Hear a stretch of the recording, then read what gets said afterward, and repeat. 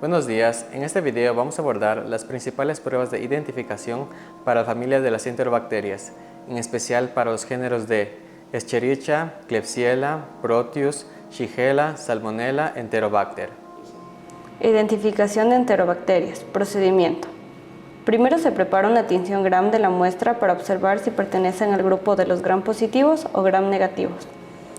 En tinción Gram se visualiza bacilos Gram negativos que no tienen una predisposición específica, sean agrupados, solitarios o en cadenas. Se procede a sembrar por agotamiento de estrías en un medio nutritivo que sería el agar sangre, de modo que se pueda facilitar el crecimiento de estas bacterias y obtener numerosas colonias.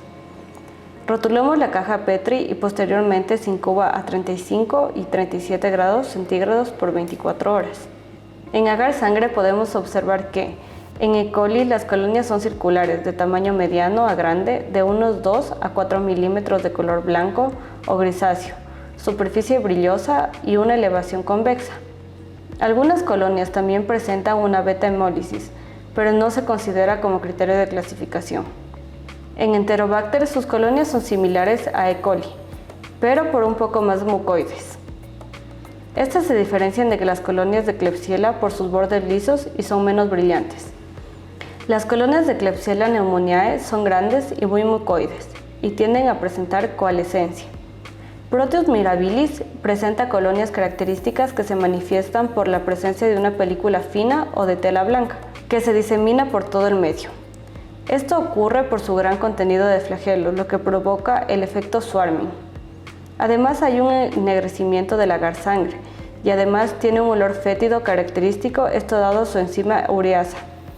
En Serratia marcensis las colonias son convexas, de 2 a 3 milímetros de diámetro, no hemolíticas, tienen bordes definidos y pueden presentarse como colonias cremosas. Ahora procedemos a sembrar en un medio diferencial que sería el agar McConkey, el cual inhibe gran parte de la flora Gram positiva y permite conocer cuáles son fermentadoras de lactosa. Se incuban a 35 y a 37 grados centígrados por 24 a 48 horas. Para E. coli, en tamaño, brillo y elevación son similares en agar sangre, pero ahora sus colonias presentan un color rosado fuerte debido a que fermenta la lactosa que hay en el medio. Lo mismo ocurre en Enterobacter y Klebsiella pneumoniae, donde las colonias también son similares que en agar sangre, pero con un color rosado porque también son fermentadoras de lactosa. Proteus mirabilis en agar McConkey también presenta el efecto swarming. Aunque en caso de usar un agar McConkey sin contenido de sal, el efecto swarming se ve reducido o es inactivado.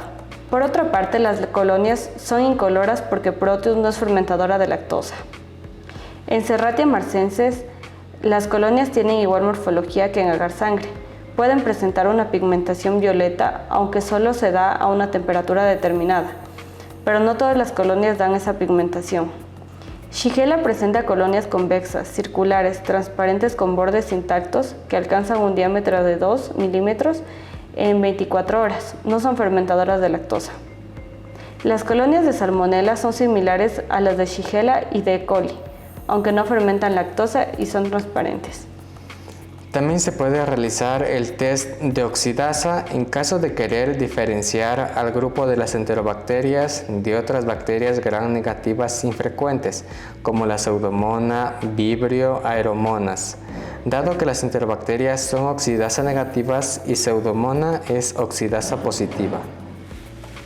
El resultado que obtenemos en estos medios son corroborados con las pruebas bioquímicas, lo cual implica cultivar en microorganismos en medios que contienen un determinado sustrato o inhibidor, para luego observar si existe crecimiento o degradación de dicho sustrato.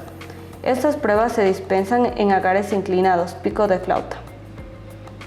La primera prueba es la de agar hierro triple azúcar, TCI, que es un medio nutritivo y diferencial que permite estudiar la capacidad de la bacteria para generar ácido y gas a partir de la glucosa, sacarosa y lactosa en el medio. Además permite la identificación de la producción del ácido sulfídrico. Para la siembra en agares inclinados, primero esterilizamos las asas de punta fina en el mechero. Posterior que la asa se enfríe, tomamos una porción de la muestra a inocular. Agarramos el tubo que contiene el medio y lo destapamos y flameamos la boca del tubo. Inoculamos la muestra realizando una punción hasta la mitad del agar y realizamos estrías. Flameamos nuevamente la boca del tubo y tapamos. Posteriormente incubamos por 24 hasta 48 horas a 37 grados centígrados. Para la lectura del medio, si observamos que tanto el pico de flauta como el fondo del tubo tiene coloración amarilla por la generación del ácido, significa que el microorganismo fermenta los 3 carbohidratos y reportamos como AA. Cuando solo existe fermentación de glucosa, el pico de flauta tendrá una coloración roja, se mantiene alcalino y en el fondo del tubo será amarillo y reportamos como Ka. Mientras que cuando la parte superior del tubo y en el fondo se mantienen de color rojo intenso, significa que no fermenta ningún carbohidrato y reportamos como KK. En este agar, la presencia de gas la observamos porque existen burbujas o un agrietamiento del mismo agar, mientras que la presencia del ácido sulfídrico se observa porque se genera un ennegrecimiento del agar. Seguimos con la segunda prueba, que es la de citrato, la cual se fundamenta en identificar microorganismos que utilizan citrato como su única fuente de carbono y sales de amonio como su única fuente de nitrógeno. Realizamos la siembra en agar citrato de Simons, el cual contiene azul de bromo-timol como indicador de pH. Se obtiene un resultado positivo cuando existe crecimiento en el medio, el cual suele dar como resultado que el indicador azul de bromotimol cambia de verde a azul. Un resultado negativo significa que hay ausencia de crecimiento, el agar se mantiene de color verde. Como tercera prueba se tiene el agar lisina-hierro, LIA, el cual tiene un color lila y su indicador de pH es el violeta de bromocresol. Este medio es utilizado para identificar enterobacterias en base a su capacidad para desaminar o descarboxilar la lisina. La interpretación de los resultados para la descarboxilación de la lisina son: un resultado positivo indica que la superficie y el fondo del tubo son alcalinos, es decir, son de color violeta. Un resultado negativo da un color completamente amarillo. Para la disaminación de la lisina, el resultado positivo se interpreta por la superficie del tubo rojiza y su fondo ácido, es decir, el pico rojizo y el fondo amarillo. La cuarta prueba es el test de ureasa, el cual es un medio con una coloración amarilla con un indicador de pH que es el rojo de fenol. Esta prueba se fundamenta en determinar la capacidad que tiene un organismo para producir la enzima ureasa que hidroliza la urea. Esta hidrólisis genera un cambio de pH en el medio, lo cual produce el cambio de coloración a un magenta. Un resultado positivo genera un cambio de color magenta, mientras que un resultado negativo indica que no hubo cambio de coloración. Tanto en la superficie como en el fondo del tubo permanecen del color inicial del medio. La última prueba a realizar es la de motilidad, la cual indica si el microorganismo es móvil por la presencia de flagelos. Esto se realiza en el medio semisólido SIM, en el cual inocularemos perpendicularmente hasta el centro y dejamos incubando por 18 a 24 horas a 37 grados centígrados. Un resultado positivo en esta prueba se indica por el enturbiamiento del medio, esto porque los microorganismos móviles se diseminarán por todo el medio.